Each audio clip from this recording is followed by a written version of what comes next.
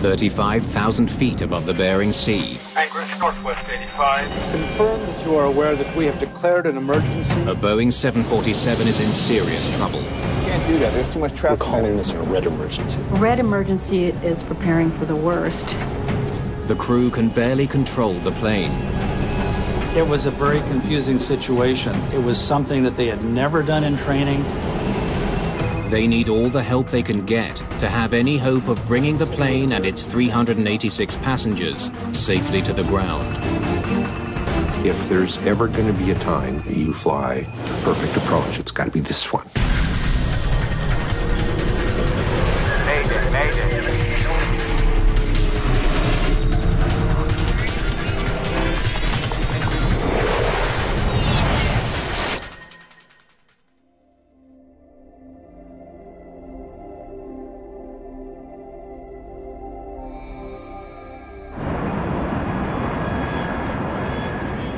Northwest Airlines Flight 85 is making its way over the Bering Sea. It's after 5 p.m. Dinner service has ended, and passengers are settling in for a long flight. The massive Boeing 747-400 has just flown over Alaska and is now almost halfway through a 13-and-a-half-hour journey from Detroit to Japan's Narita Airport. Hello, gentlemen. Frank, how are things? 35,000 feet. Captain John Hansen is a career pilot. He's also a flight instructor for the Boeing 747. 6.5 hours into the flight, he's about to hand over the controls. On long journeys, it's common to have 2 flight crews. The trip was long enough that we put on a full augmented crew. We had 2 captains and 2 co-pilots. They fly in shifts to prevent fatigue.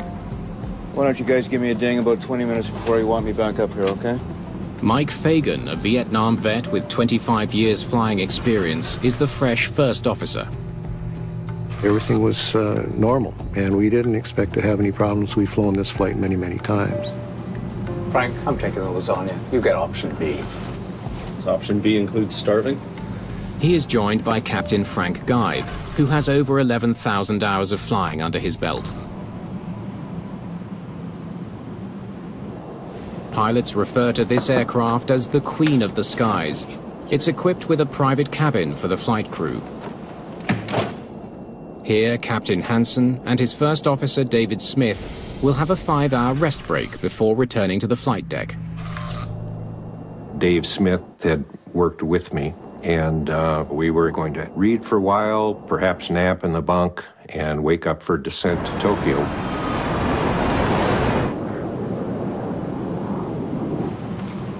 You sure you're not hungry? Trust me, I'm good. Flight 85 is more than 6 hours from landing at Narita.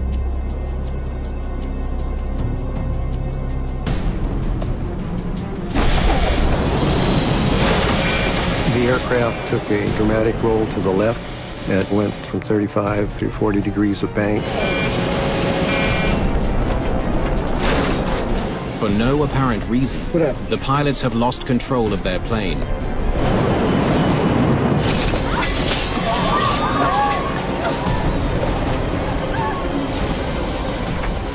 The airplane took a lurch, like nothing I had ever felt before. And I kind of had to catch myself. It was a very sudden yawing movement. It's the type of thing you only feel in a simulator when they're doing extreme things. Captain Guy has only moments to react. Did we lose an engine? Do we still have engines? Still have all engines, that's not it. The lives of 386 passengers hang in the balance. The airplane was kind of shaking, and I knew the autopilot had been disconnected. It was quite obvious that something was abnormal. In a matter of seconds, Captain Guy has disconnected the autopilot, pulled back on the control column, and leveled the wings. But something is still seriously wrong. Frank, you got it? Yeah, I think I've got it. If it's not the engines, then we have a problem with the rudder. The pilots have leveled the plane, but they are still having difficulty controlling it. The warning system confirms Guy's suspicion. Yaw damper lower. A malfunction of the rudder system. The rudder controls the plane's yaw, its movements from left to right as it flies. It directs airflow to keep it flying straight. Less than a year earlier, American Airlines Flight 587 lost control of its rudder system and crashed into a neighborhood in Queens, New York, killing everyone on board. We were very well aware of that, and there had been quite a study done on that. So we had actually just reviewed that event in flight planning. This plane is in danger of suffering the same fate. Because of its size, the 747 has both an upper and lower rudder. They normally move in unison. For some unknown reason, the lower rudder has deflected 17 degrees to the left, and it's stuck there. The captain tries to keep the plane flying level and straight. He uses foot pedals to control the upper rudder, and the control column to move the ailerons. But he knows it's a stopgap measure that may not work for long. I've got the airplane and the radios.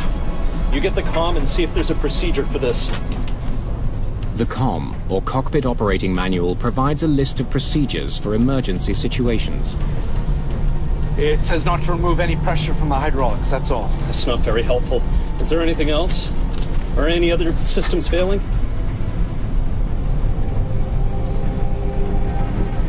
Not so far. Hydraulics control several vital components, including the failed rudder. More failures could spell disaster. How far to Narita? About 6 hours. Flying that far without full control of the plane is a huge risk. P3, get them back. When you're in the bunk, you're used to hearing the P3 only at times when it's time for a shift change.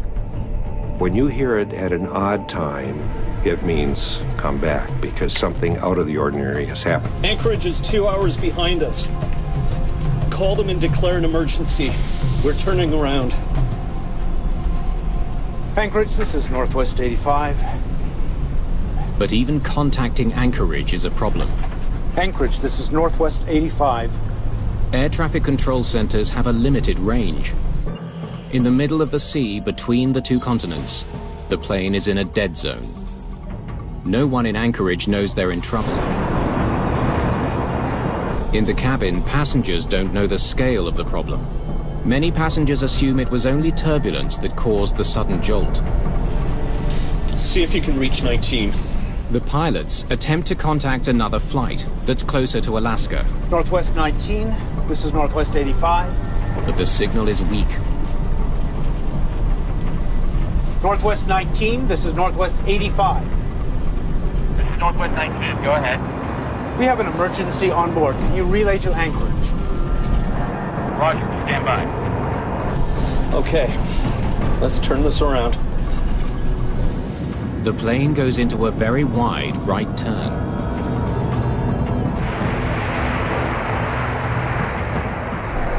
Anchorage control, this is Northwest 19. Northwest 19? Go ahead.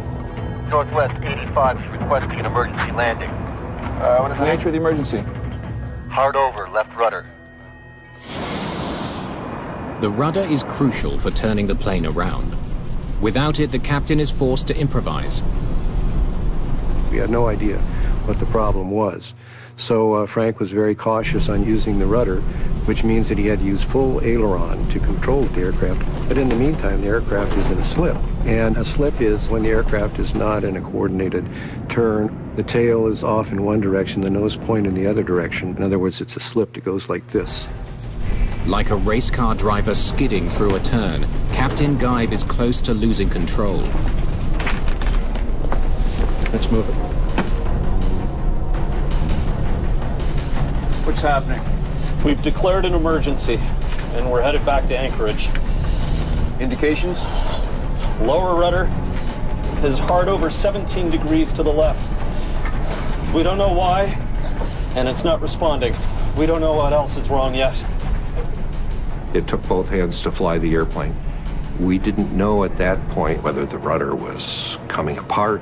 All we knew was it was definitely a rudder problem. This has never happened before. The pilots haven't been trained for this malfunction. There's no procedure in the comm. And the manual is of no use.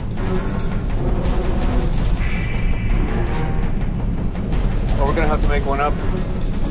35,000 feet over the Bering Sea, and an hour and 40 minutes away from the nearest airport. The pilots of this massive 747 are in uncharted territory. For the 386 passengers on Flight 85, the anxiety over the sudden dive has subsided. No one in the cabin is aware of the potentially fatal drama still unfolding in the cockpit. Without full control of the plane's rudder, the crew needs to fly another 1,300 kilometers to Anchorage. Frank was the junior captain, I was the senior captain. And when I saw him battling the controls, I decided that I was going to take over. Hey, Frank, you've done a hell of a job, but I think I better take over now. If anybody's going to ding this thing up, it's going to be me. I have no problem with that. Okay. Okay, Mike, you're going to have to take control while we switch over. Are you ready? I'm ready. First Officer Fagan must now hold the yoke steady as Captain Geib relinquishes control of the plane. I have control. Any mishandling of the controls could send the plane into a fatal spin. The same delicate balancing act transfers control of the plane to Captain Hansen. I was pretty appalled at how much force it took to fly this big, beautiful airplane. If the airplane is flying, even lousy, it's flying. And that's the bottom line. And it's headed towards Anchorage. So we're good to go for a while. Now we could begin to devote some thought to other things that had to be done. The crew has no idea how badly the rudder is damaged. It could be seconds from tearing off altogether.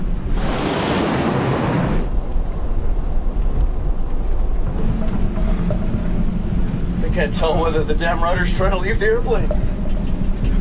What do we tell the cabin? We decided the passengers really should know, so we wanted a liaison with the cabin, and Frank offered to do that. I'll go back and tell them. The more they know, the better. I agree. I think we should tell them exactly what's going on.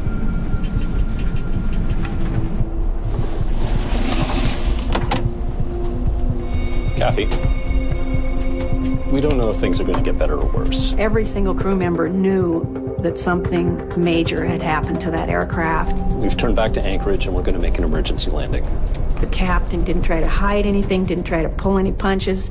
He just flat out said how things were and that it could possibly be a very rough landing. Kathy, we're calling this one a red emergency.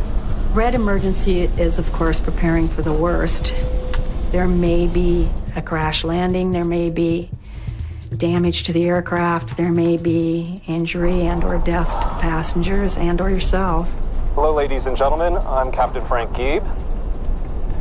We are dealing with a malfunction at the moment, and our crew is dealing with the situation as best we can. We need everybody to remain calm. And please, give your flight attendants your complete attention. I cannot stress how important your complete cooperation will be in order for us to make it to the ground safely. The passengers, for the most part, were fairly calm. I promise I'll update you with any new information as it becomes available. Thank you very much for your attention, and I'll talk to you later. After a few minutes, you could hear some people crying a little bit. You could see people looking around. You could see fear. We need to talk to SOC. We need suggestions. We can reach them on HF. The Systems Operations Center in Minnesota may be able to help. But to reach that far, the pilots must use high-frequency radio, which has a weak, intermittent signal. HF radio is like when you were a kid and your best friend lived next door and you talked to him between your bedrooms with 2 Campbell soup cans with a string between them. About that level of sound quality is just awful. And ask them to wake up John Doherty for us. I was at home the night of the call, just relaxing after a day in the office, enjoying a movie, but I was on call. And those pagers would go off, and sure enough it did. John Doherty has worked with Captain Hansen for several years. I knew John very well, so I had a face, a person, a pilot I knew very well in my mind's eye.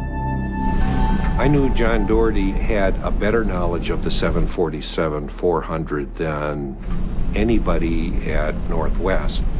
But Captain Hansen has no idea when his friend's help might arrive, and keeping the huge aircraft flying level at 35,000 feet is becoming increasingly difficult.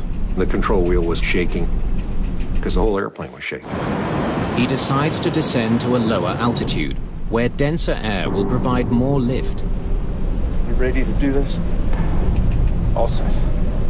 But with a crippled plane, this normally routine procedure will be another risky maneuver. Okay. Let's go. You want to do it very carefully. So they're handling the controls under this really unusual circumstance as carefully and gently and as delicately as they can. How's it feel? About the same, not great. We had to be very careful how we flew this airplane. The tail might be coming apart. The rudder might be just barely hanging on, or it could be a hydraulic problem. 28,000.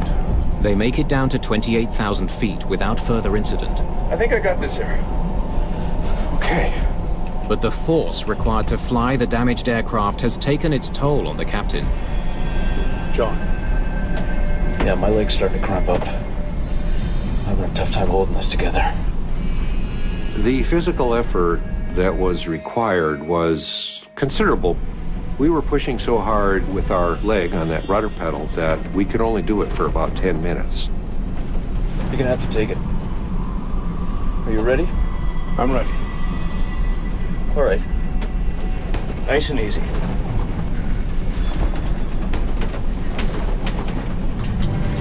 And then Mike would come in as I released. It wanted to go back the other way. In other words, you had to make it go where you wanted it to go.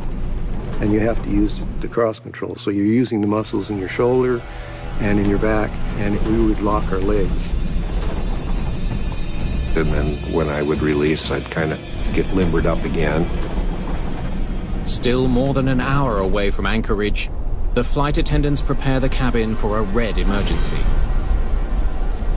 We did what we were trained to do. It just kicked in, and you would make sure that everything on the counters put away, make sure all the crew bags are stowed and where they should be. Everyone, to a person, cooperated with what we asked them to do. I remember coming to a family of 3, and they asked me if I was afraid. And I hate to admit it, but I did briefly consider lying. But then I decided that wasn't what I should do. Yeah, I'm afraid too. But we have the best pilots. Flight 85, we have John Doherty on the line. Operations has finally been able to connect the pilots with John Doherty. John, have you been briefed on this? You know what's happening up here? Yes. I understand you have a control problem? ICAS showing we have a hard over lower rudder. They were facing really a very confusing situation. They knew they were confronted with something unique. It was something that they had never done in training, something they had never seen in training, nothing we'd ever talked about in ground schools. Tom is not telling us much. We're an hour out of Anchorage. What do you think? Well, don't remove any power from the hydraulics. But other than that... And I knew from listening to John that what we had in the books wasn't going to be a help to him. There are going to be some circumstances where a pilot is going to have to figure out what to do on his or her own. 30 minutes pass before Northwest 85 is in range to talk to the Anchorage Control Center directly. Northwest 85, we have you on the Radar. Anchorage, Northwest 85. Confirm That you are aware that we have declared an emergency. that you have emergency equipment standing by. We will request runway. The plane must fly over the Aleutian Mountain Range to reach Anchorage International Airport. The airport itself is also surrounded by mountains. We said, okay, 6 right is the runway we want because it'll give us a 20-mile final, and it's a great runway with an ILS approach, and it's long. Okay, 6 right it is. Let's make sure we get it right the first time. As far as the missed approach is concerned, we're not going to do one. We're just going to do it right the first time. We can put it right on the spot. There is no margin for error. The pilots know they have only one shot. What do you think, Mike? Maybe we should start configuring for landing early. Lower our altitude. They're still 40 minutes away from Anchorage, but the pilots decide to configure for a landing. They want to see how it will affect their crippled plane. If something goes wrong, this may give them more room to recover. Okay, we can take it over Cook Inlet, lower to 14,000, and then see what happens. 14,000 feet is a real nice intermediate altitude. It's good, thick air, and it's high enough yet that if something got worse and control deteriorated, you'd have room for a recovery. This is Northwest 85. We would like to descend to 14,000 over Cook Inlet. We can't do that. Lots of air traffic in that airspace. The airspace over Cook Inlet is the busiest corridor in this part of the continent. If they lose control of the plane again, they could collide with another aircraft. This is an emergency aircraft. This is the Safest course of action. Okay, We'll clear everyone out of your way. The jumbo jet slowly descends to 14,000 feet. Okay. Flap 5. flap 5. As he adds flaps, Captain Hansen can only hope the plane maintains stable flight. Next comes an even bigger test. Gear down. Gear down.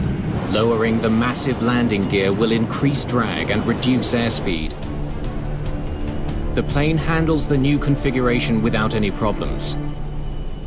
But there are new worries about the damaged rudder. You feeling that? Oh, yeah. The rudder is tied to airspeed and altitude. The lower you get, the further the rudder goes out. So then it required more rudder, more aileron, and that was physically exhausting. Mike, my leg's starting to cramp up. Are you ready? I'm ready.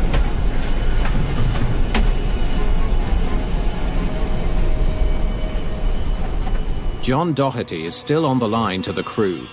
He offers a suggestion. Have you considered adding 20 knots to your approach speed? No, we hadn't thought about that. We'll do it. The extra speed may help make the plane more controllable.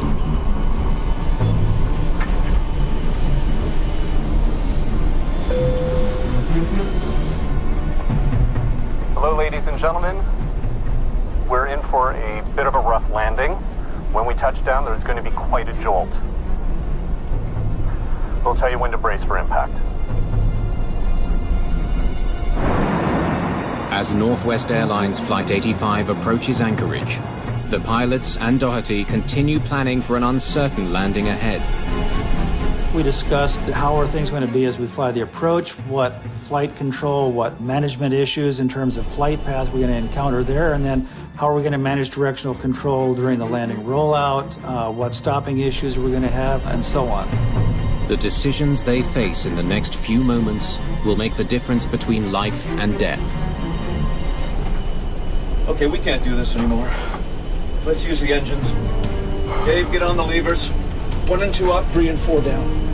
Just minutes from touchdown, the pilots increase power to the left engines while reducing power to the right.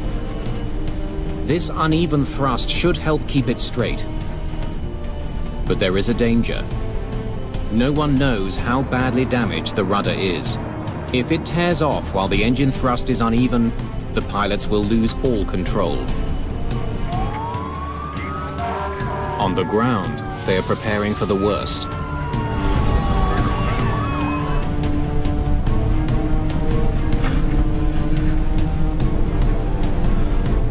Give $1,000 for a rearview mirror right now.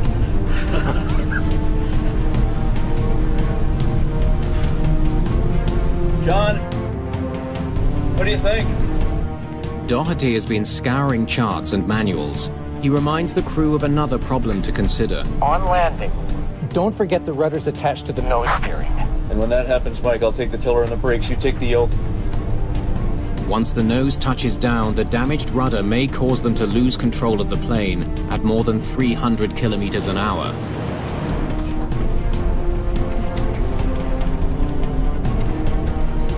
I flew the approach all the way down, and I thought, if there's ever going to be a time that you fly a perfect approach, it's got to be this one. I became extraneous at that time, so somewhere along around 7,000 to 8,000 feet on the way down, I signed off with the crew. I'll talk to you when you're on the ground. We'll talk soon. You know, I gave John whatever blessing I could give at the moment, probably understated in typical pilot fashion, and I was off the line and just waiting to hear what happened.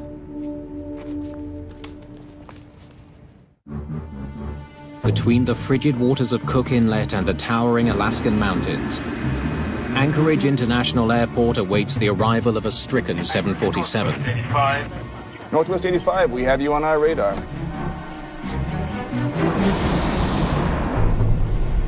The passengers and crew of Northwest 85 are now moments away from an emergency landing. As I was putting my own seatbelt on, I remember thinking to myself, is this all there is?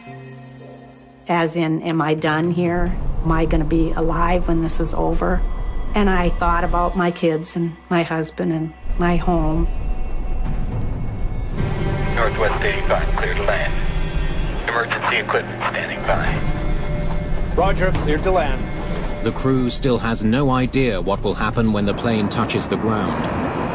There were close to 400 passengers in that airplane and a crew of 18, and some of them people that I knew personally, like John and the other pilots in the crew, so waiting was hard. Okay, everyone, here we go.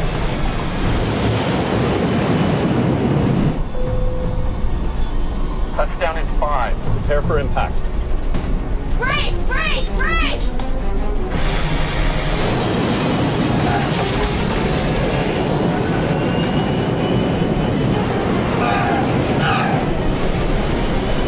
Got it? I got it. As planned, on touchdown, First Officer Fagan takes the control column. Captain Hansen guides the front wheels with the tiller. The timing is critical. One false step, and the plane could shoot off the runway.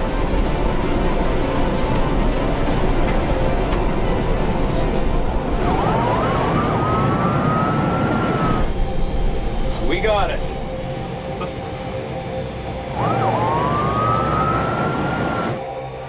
Good job, Mike.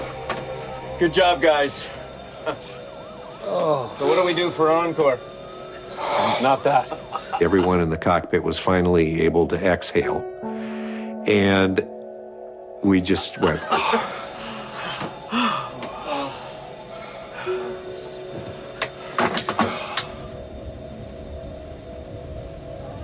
Once we were given the signal that it was okay, Please remain seated until the seatbelt light is off. I knew that I had to get up and go to that entry door and get these people out of this airplane. We did what we were trained to do. We did a great job. Controllers can see what the pilots can't.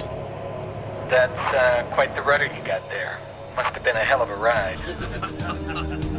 Oh yeah, it was a real joyride. Almost 2 hours after the emergency began at 35,000 feet, all 404 people on board are safely on the ground.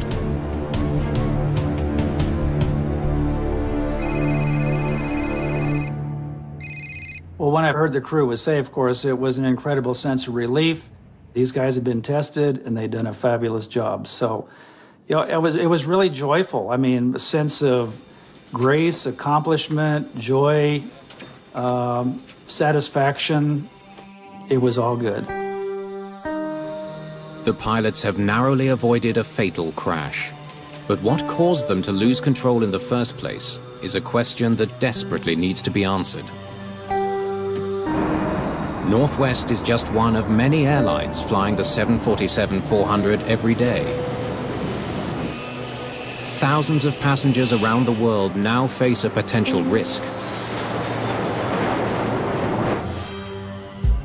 Carolyn DeForge of the NTSB will oversee the investigation. It appeared to be a very dramatic event, and it definitely seemed like something we needed to follow up on and try and understand what had happened. Investigators immediately discover a trail of hydraulic fluid leaking from the back of the plane. It was very surprising to us when we found out what type of failure had occurred and that the effects it had had on the aircraft's controllability. The pilot's foot pedals are linked to the rudder through a hydraulic power control module, or PCM. When the pilot presses on the pedals, the PCM changes the hydraulic pressure, and that's what moves the rudder. They opened up the access panels in the tail, and they noticed that the end cap on the control module had separated. The end cap is a circular piece about 2.5 inches in diameter, and it had completely fractured all of the way around its diameter and had then fallen off. With the PCM broken, the pilots had no way to control the lower rudder. The failure of this one piece of engineering nearly brought down the entire plane. The power control module is shipped to the NTSB headquarters in Washington. Close examination reveals exactly how the failed part caused the rudder to jam. When the end cap came off, it allowed a piston inside the module to move further than its design limit was intended, and that is what resulted in the rudder hardover. But why the module's end cap failed in the first place is still a mystery. It was certainly something that was not anticipated by the designers, and when we examined the hardware, it was definitely beyond the scope of what you normally encounter as an engineer when you're doing a failure investigation. Normally you see something that's an internal failure, not an actual mechanical failure of the housing itself. Sylvie Dion is a metallurgist specializing in airplane components. The manifold material was an aluminum alloy, which means that it's actually aluminum metal that's mixed in with a bit of copper, with magnesium, with zinc. And the purpose of adding these other elements is to make it stronger. The aluminium alloy used to make this part is extremely resilient. It should never break apart like this. Doing failure analyses like this on failed parts is a bit like being a detective, because you're looking for clues as to what caused the occurrence, what caused the material to fail. The size and shape of the crack tells investigators that the module wore out over time, what's called metal fatigue. However, this is almost impossible for them to believe. A Boeing 747-400 is built for long hauls, 12 to 15-hour flights, and its parts are built to last decades. My understanding was the mean time before failure for this item was something like 30,000 years, which is basically saying, well, we don't think this part was ever going to fail. The 747-400 is in high demand. More of these massive planes are being manufactured every year, with the same control module that failed on Flight 85. If this crucial system is wearing out prematurely, investigators need to figure out why, before it leads to a fatal disaster. The fact that this had a purely fatigue failure with no apparent origin to it such as a deficiency or a defect, made us question the material properties of the housing itself. Investigators send the unit back to the manufacturer for extensive metallurgical testing. Metals are made up of little crystals, which metallurgists call grains. And if the grains are too small or too large or not the correct shape, the material may have a different strength, different ductility, different resistance to propagation of a crack. A visual examination of the metal provides no insight into why it failed. One of the best techniques for revealing if a part contains cracks or surface defects is to use fluorescent dye inspection. The part is examined under UV light, and the defects will appear as bright lines or bright dots that are very visible. But the exhaustive tests reveal that the material itself was not to blame. Investigators still can't explain the failure. It was driving all of the group crazy. We were very frustrated when we realized that all of the paths we chased down didn't give you that aha, eureka moment. Investigators wonder if something in this plane's history could have caused the module to break down prematurely. What the records reveal is surprising. Northwest was the launch customer for the 747-400, and this one was the first in the line of 400s that Northwest flew. It was the oldest production 747-400 in the world. And that's not all. Records also show that this very 747-400 was used as a test plane before it was even sold to the airline. Could rigorous testing have somehow led to the failure of the power control module? The plane had flown for 55,000 hours and taken off more than 7,000 times. That's more takeoffs and landings than most 747s with that number of hours in the air. This discovery leads the investigation in an entirely new direction. We were concerned that it had been exposed to more stress than we had expected, and that may have caused it to fail. Each time a plane takes off and lands, its systems are put through more stress than when it's simply flying through the air.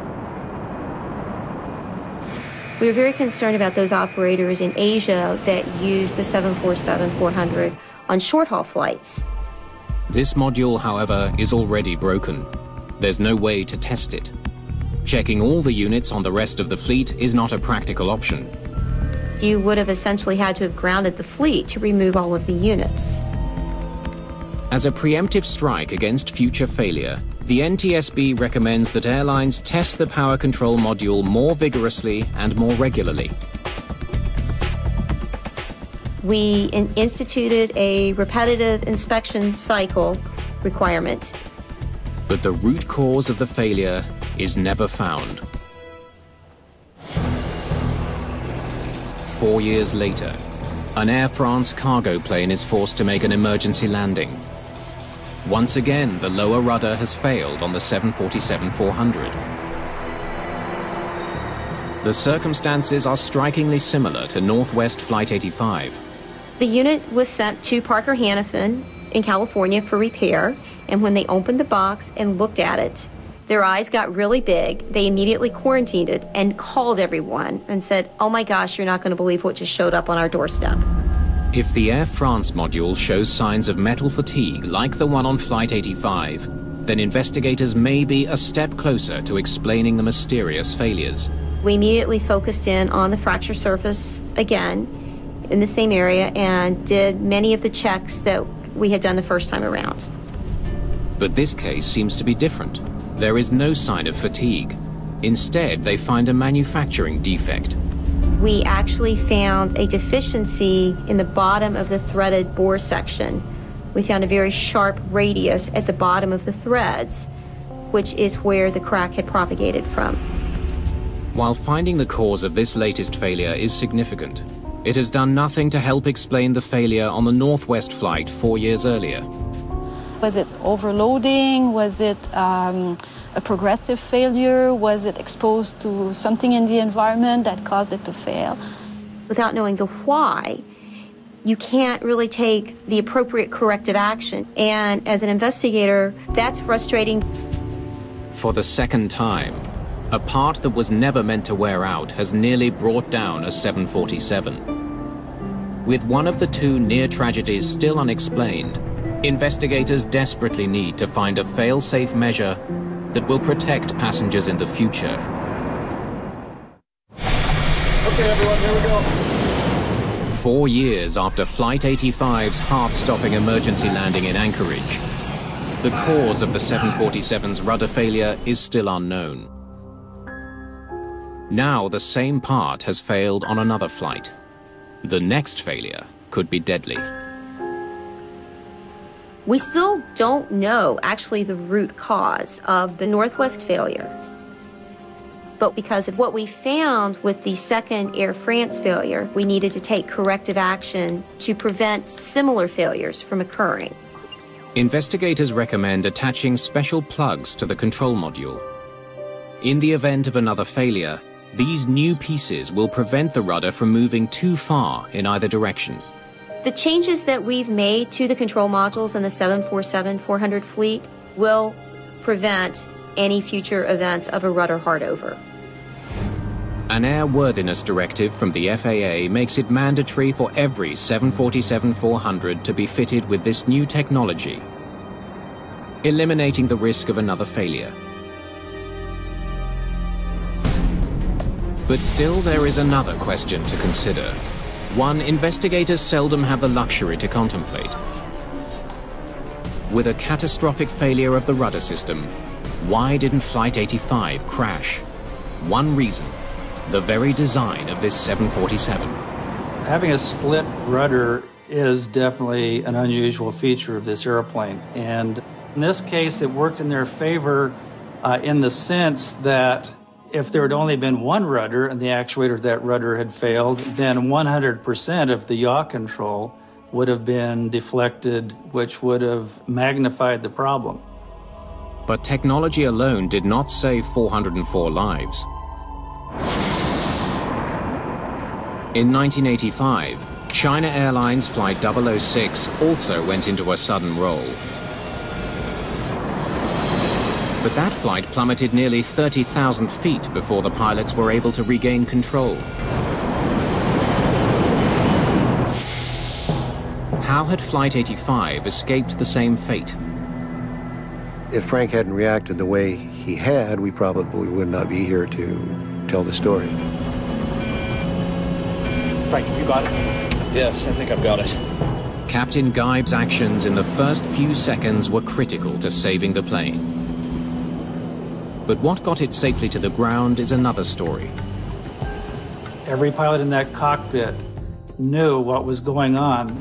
Risks were being assessed and so on. On landing. Don't forget the rudder's attached to the nose steering. And when that happens, Mike, I'll take the tiller of the brakes and you take the yoke. Cockpit resource management is really what enabled us to think this thing through and get the airplane on the ground. I am proud to say we were like a well-oiled machine. We all did what we were trained to do. Touchdown in 5. Prepare for impact. And not one single person fell apart. Point to each other, Captain. Guys that we had in the cockpit were just tremendous. Everybody communicated. I'll go back and tell them. The more they know, the better. I agree. I think we should tell them exactly what's going on. I think this crew did a phenomenal job in getting this aircraft back on the ground safely. In 2003, the Airline Pilots Association awarded the crew of Northwest Airlines Flight 85 with the Superior Airmanship Award. More important than the award was the fact that we got the people on the ground safely. We got it.